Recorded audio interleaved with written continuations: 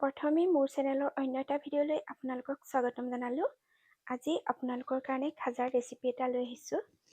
এই খাজাৰ ৰেচিপিটো বনাবলৈ একেবাৰে সহজ আৰু ঘৰতে থকা সামগ্ৰীৰে অতি কম সময়তে বনাব পাৰি। আহকচোন এতিয়া দেৰি নকৰি ভিডিঅ'টোৰ মাজলৈ আগবাঢ়োঁ। খাজা বনাবৰ বাবে মই ইয়াত এবাটি ময়দা লৈছোঁ আৰু লগতে অকণমান নিমখ দিছোঁ। এতিয়া ময়দাখিনিৰ লগত নিমখখিনি ভালদৰে মিহলাই লৈছোঁ। এতিয়া ইয়াত মই ৰিফাইন তেল দিছোঁ। ৰিফাইন তেলৰ সলনি আপোনালোকে ঘিউ গলাই লৈ ব্যৱহাৰ কৰিব পাৰে। প্ৰথমে ডাঙৰ চামুচেৰে 2 চামুচ দি লৈছোঁ। এতিয়া গোটেইখিনি ভালদৰে মোহাৰি এইদৰে সানি ল'ম। এতিয়া দেখাইছোঁ চব। সানি লৈ এনেকৈ যদি মুঠিটো বান্ধ খায় সিমানটো জোখলৈকে তেল বা ঘি দি ল'লেই হ'ল। এতিয়া অলপ অলপকৈ পানী দি ডোটো মঠি ল'ম। মন কৰিব যাতে ডোটো খুব বেছি কোমল নহয়। এই ডোটো অকণমান টান হৈ থাকিব লাগে, সেইবাবে অলপ অলপকৈ পানী দি মঠি ল'ব। মই ইয়াত ঠাণ্ডা পানী ব্যৱহাৰ কৰিছোঁ।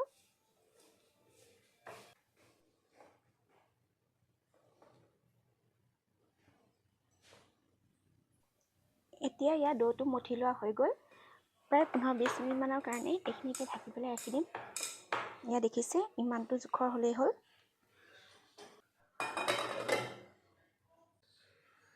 খাজা বনাবৰ বাবে এতিয়া চুগাৰ চিৰাপখিনি ৰেডি কৰি ল'ম। প্ৰথমে 1 কাপ চেনি দি লৈছোঁ আৰু সেই একেটা কাপেৰে আধা কাপ পানী দিছোঁ। চেনি যিমান ল'ব তাৰ আধা পানী দিব।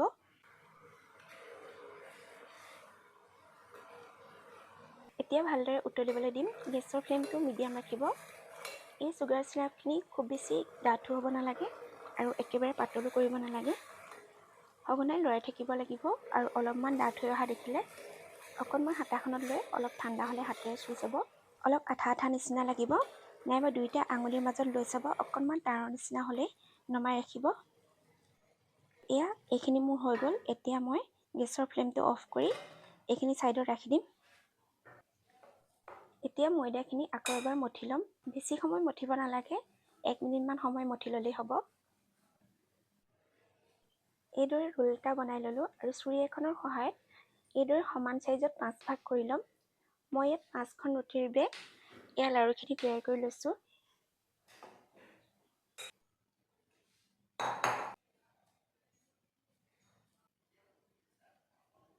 এতিয়া এখন এখনকৈ এইখিনি বেলি ল'ম।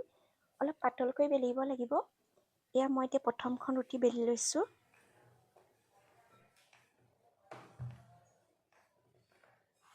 যিমান পাতলকৈ পাৰি সিমান পাতলকৈ বেলি ল'ব লাগিব।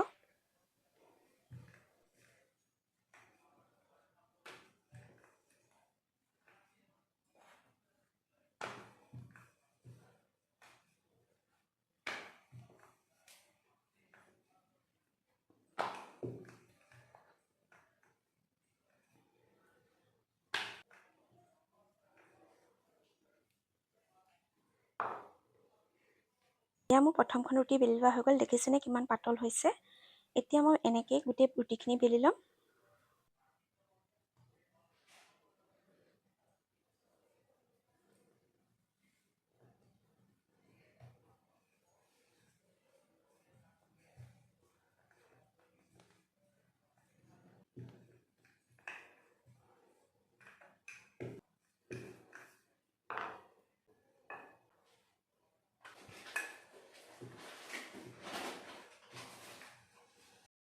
এতিয়া এখন ৰুটি লৈ লৈছোঁ।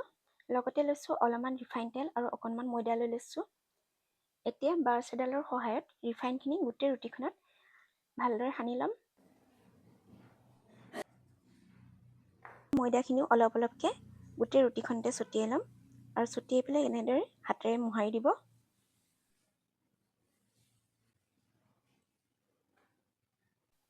এতিয়া ইয়াৰ ওপৰত আৰু এখন ৰুটি দি ল'ব।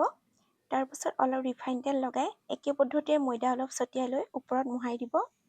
এই একেটা পদ্ধতিৰে গোটেইখন ৰুটি দি জাপি ল'ব লাগিব। এই প্ৰচেছটো ফ'ল' কৰিলেহে খাজাকেইটাৰ লেয়াৰ্ছকেইটা ওলাব।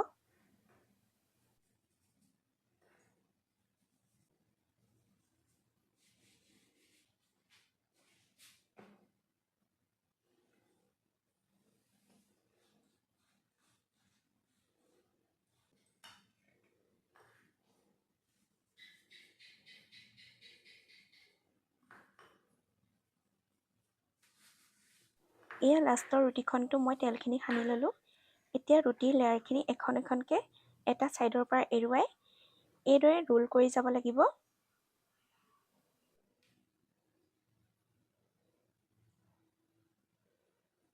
ভিডিঅ'ত দেখুওৱাৰ ধৰণে এইদৰে এটা ছাইডৰ পৰা ৰোল কৰি যাব। চাব যাতে মাজত গেপ নাথাকে।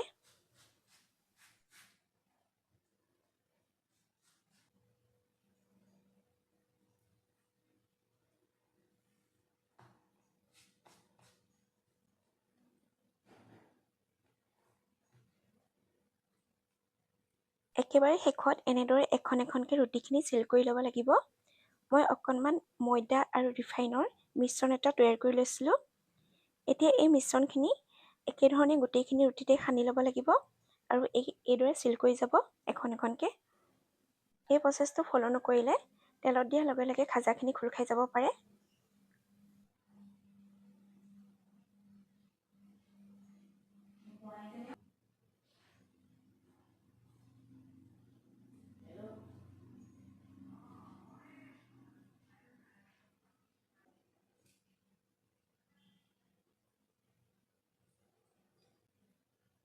এয়া গোটেইখিনি ৰুটিতে লগাই ল'লোঁ। এতিয়া আহিছোঁ নেক্সট প্ৰচেছটোলৈ। এইখিনি আকৌ এবাৰ এনেকৈ হাতেৰে ঘূৰাই ছাইডৰ পৰা ছুৰী এখনৰ সহায়ত এটা এটাকৈ কাটি যাম। প্ৰথমে দুইটা ছাইডৰ কিনাৰকেইটা কাটি ল'ব আৰু সমান জোখত পিচকেইটা কৰি ল'ব।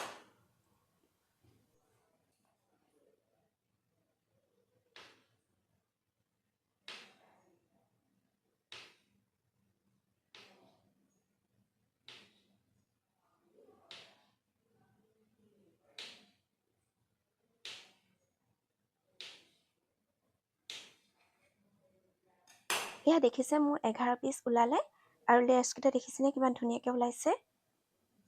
এতিয়া এয়া মই এটা পিচ লৈ লৈছোঁ আৰু হাতৰ তলুৱাতে অকণমান এনেদৰে চেপেটা কৰি ওপৰে ওপৰে বেলি ল'ব।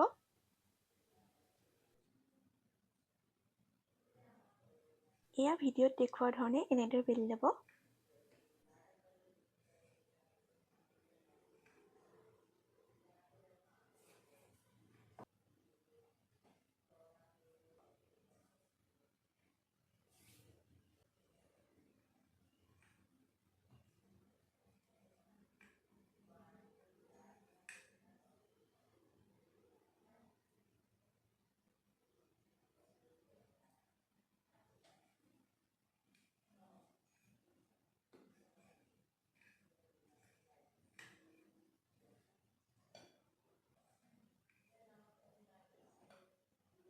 এয়া দেখিছে মই গোটেইখিনি বেলি লোৱা হৈ গ'ল।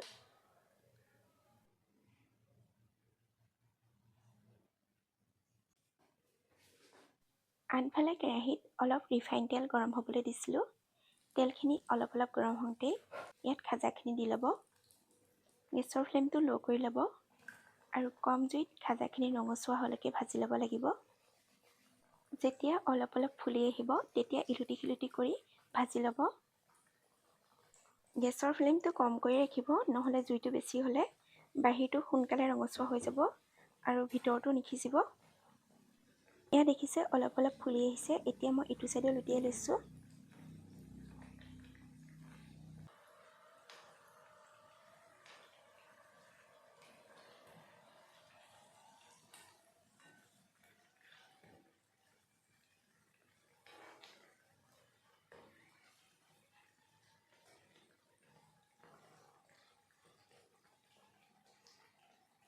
এয়া দেখিছে লেয়াৰখিনি খুব ধুনীয়াকৈ খোল খাই গৈছে। এইটো পদ্ধতিত খাজা বনালে খাজাখিনি খাবলৈ বহুত ভাল হয়। আৰু অলপমান কালাৰটো চেঞ্জ হ'লে এইখিনি নমাই ল'ম। এতিয়া এয়া দেখিছেনে অলপমান ৰঙচুৱা হৈছে। এইখিনি সময়তে নমাই ল'ম আৰু চুগাৰ চিৰাপত দিলে কালাৰটো আৰু অলপ ডাঠ হ'ব। এয়া মই খাজাকেইটা কেৰাহীৰ পৰা নমাই চুগাৰ চিৰাপখিনি ইয়াত দি ল'লোঁ। খাজাকেইটা গৰমে গৰমে চুগাৰ চিৰাপখিনি দি ল'ব আৰু ইলুটি শিলুটি কৰি 2 ছেকেণ্ডমানৰ কাৰণে ৰাখিলেই হ'ল। বেছি দেৰি চুগাৰ চিৰাপত ৰাখি নথ'ব, নহ'লে কোমল হৈ যাব।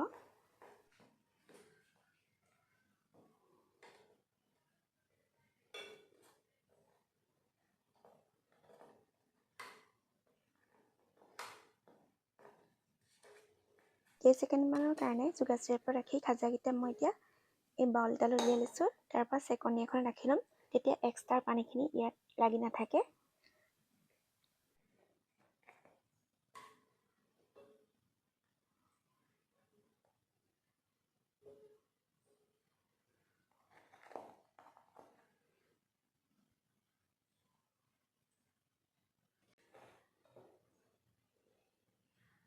ইয়াত দেখিছে খাজাকেইটা এনেদৰে চেকনি এখনলৈ উলিয়াই লৈছোঁ।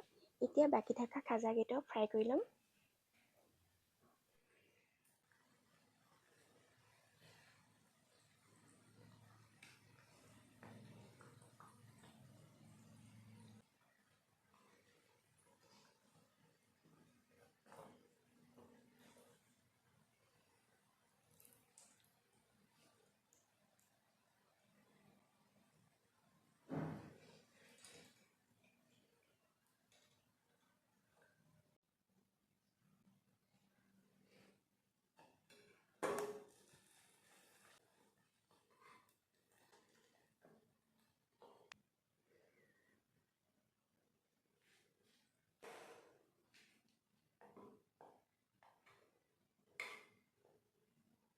আৰু এয়া গোটেইকেইটা খাজা বনাই লোৱা হৈ গ'ল। এতিয়া মই খাজাকেইটা প্লেট এখনলৈ উলিয়াই লৈছোঁ।